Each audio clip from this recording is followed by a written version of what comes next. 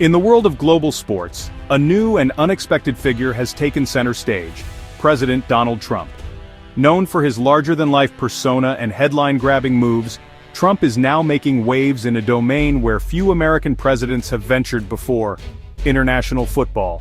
His announcement to attend the FIFA Club World Cup final isn't just a casual appearance, it's a bold move, signaling a deeper relationship between his administration and international football.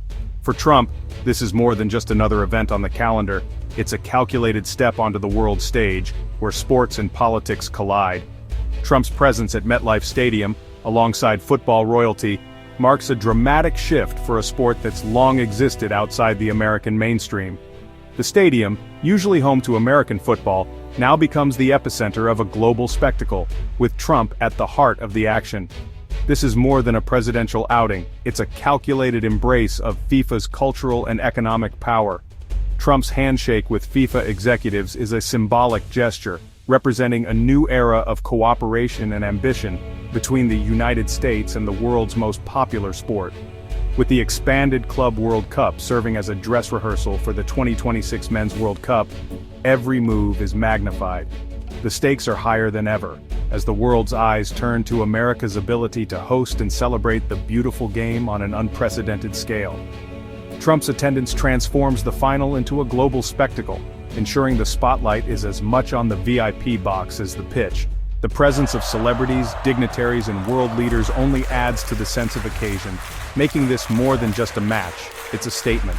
It's classic Trump, inserting himself into major cultural moments, intertwining his brand with the event. His flair for showmanship and media attention guarantees that his involvement will be talked about long after the final whistle.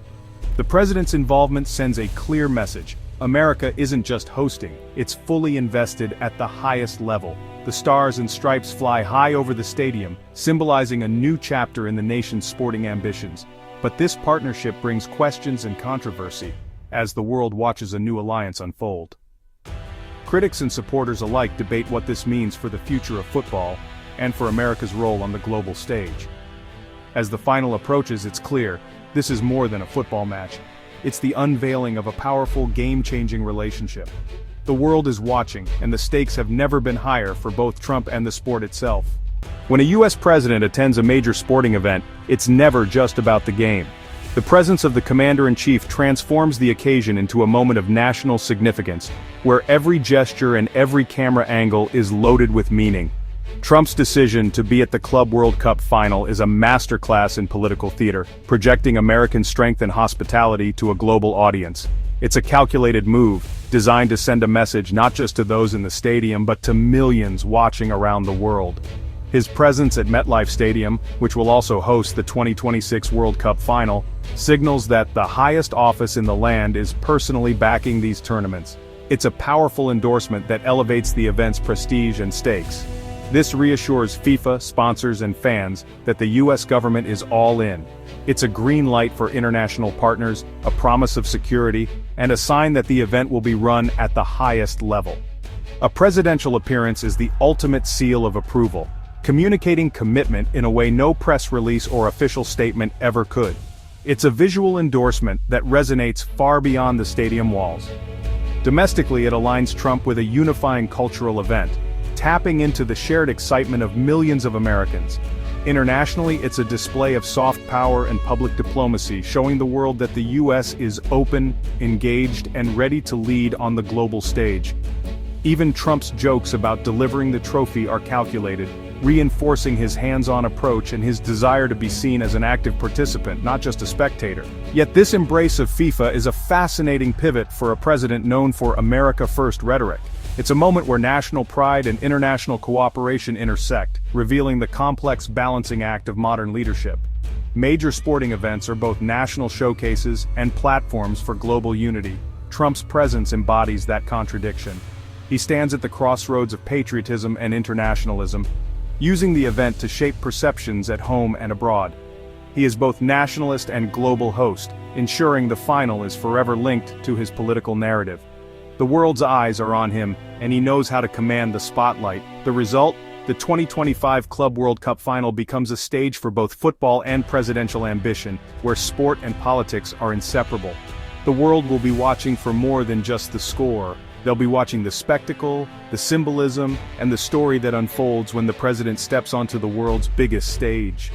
In a move loaded with symbolism and strategic intent, FIFA opened a new office in Trump Tower, right in the heart of Manhattan.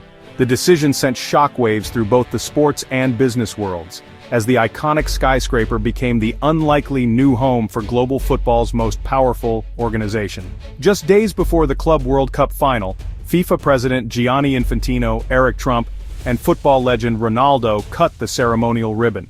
The event was more than a photo op. It was a carefully staged public statement of allegiance, signaling a new era of partnership between FIFA and the Trump Organization. This isn't just about acquiring prime real estate. It's about intertwining FIFA's global ambitions with the Trump brand, right at the epicenter of American power and influence. The move positions FIFA at the crossroads of sports, business, and politics. The Trump Tower office quickly becomes a bustling hub for World Cup planning, giving FIFA direct access to influential political and corporate networks. Here, deals are made, strategies are crafted, and the future of football in America is shaped behind closed doors. The grand opening, featuring Ronaldo and the gleaming Club World Cup trophy, transformed the Trump Tower lobby into a temporary football shrine, drawing fans, media, and dignitaries alike. It was a PR coup for both FIFA and the Trump Organization, generating headlines and buzz across the globe and cementing their alliance in the public eye. For FIFA, it's a demonstration of powerful new connections and a bold step into the American market, leveraging relationships at the highest levels. For Trump, it's both a commercial and image victory, reinforcing his brand's association with global prestige and influence. But critics warn that this move dangerously blurs the line between sport and politics, raising fresh questions about FIFA's neutrality and the true motivations behind this high-profile partnership. For now, every discussion about FIFA's future in America is also a discussion about its increasingly complex relationship with Trump and what that means for the world's game. At the heart of this story is the unusually close friendship between Donald Trump and FIFA President Gianni Infantino. Their alliance, built on high-profile meetings and mutual praise, is the engine behind the US FIFA partnership. Infantino calls Trump's support crucial for the World Cups, while Trump has made Infantino a visible partner in his administration's sporting initiatives. Their joint appearances, including at the World Cup Task Force, show how deeply FIFA is integrated into US government planning. But this public alliance has sparked controversy, especially in Europe, where officials accuse Infantino of compromising FIFA's neutrality. Their relationship is a case study in how personality and power can reshape global sport. As their bond deepens, questions grow. Is this partnership pragmatic, or does it risk subordinating football to US political interests? The answer may define the future of the world's most popular game. Behind the scenes, the Trump administration's commitment to the World Cups is backed by serious money. A recent budget allocated $625 million for World Cup security, a monumental investment signaling the U.S. will spare no expense. This funding, managed by a White House task force, elevates the tournament to a national infrastructure and security priority. The financial commitment is proof of America's determination to deliver a flawless event. But the $625 million is just the beginning.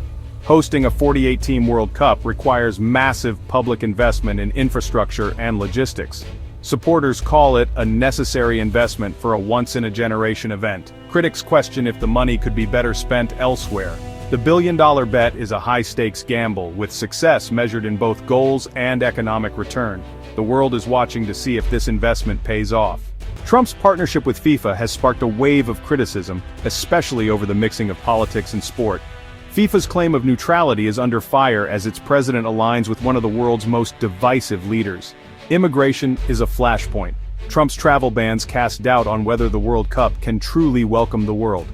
Critics fear discriminatory policies could undermine the tournament's spirit of inclusivity. Infantino promises the world will be welcomed, but skepticism remains. Advocacy groups are ready to call foul if access is restricted. Beyond immigration, there's concern the World Cup will be used to distract from or legitimize controversial policies. For many, the beautiful game should unite, not serve as a backdrop for political maneuvering. Trump's football foray is part of a broader strategy to embrace major American sports during his second term. Once at odds with leagues and athletes, he now positions himself as sportsman-in-chief, using these events to boost his image. He made history attending the Super Bowl and announced the NFL Draft in D.C., each move designed for maximum media impact. By associating with unifying cultural moments, Trump reaches a broad audience and normalizes his presidency. This strategy isn't just about politics, it's about controlling the national narrative. His involvement with the World Cup frames it as a triumph of his administration's ability to attract global events. Trump's full-court press is a sophisticated campaign to leverage sports for political gain. The result, American sports become a stage for presidential branding. The convergence of presidential backing, Trump Tower offices, and massive funding has huge implications. For the World Cup, U.S. support brings security and spectacle but risks politicizing the event. The tournament could become a symbol of division, not unity, if controversy overshadows the football. America's global image is on the line. A successful, welcoming World Cup could boost soft power, while missteps could damage its reputation. The world will judge not just the matches, but how the U.S. handles this responsibility. Billions of dollars and years of planning ride on the outcome. The 2026 World Cup is more than a sporting event. It's a referendum on America's place in the world. The stakes couldn't be higher. As the Club World Cup final nears, it's clear this is a contest for influence and legacy, not just football. Trump's intervention has transformed the World Cups into events deeply tied to American politics and his personal brand. The scale of U.S. investment sets a new standard for future hosts, raising the bar, but also the barriers. FIFA's close alignment with Trump is a high-risk gamble. Success could make Infantino a visionary, failure could haunt the organization for years. This saga shows how sport has become a battleground for power and image in the 21st century. The beautiful game is now a platform for projecting national strength and shaping global narratives. Whether this fusion elevates or corrupts football remains to be seen. The world is watching, waiting for the final score. As the dust settles on Trump's audacious leap into the world of football, the ripple effects stretch far beyond American shores. Internationally, federations watch with a mix of awe and apprehension as the game's political landscape shifts beneath their feet.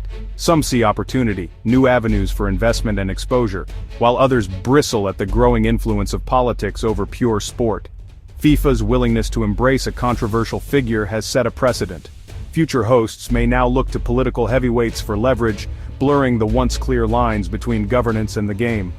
Smaller footballing nations worry about being sidelined, their voices drowned out by superpowers who can bankroll global spectacles.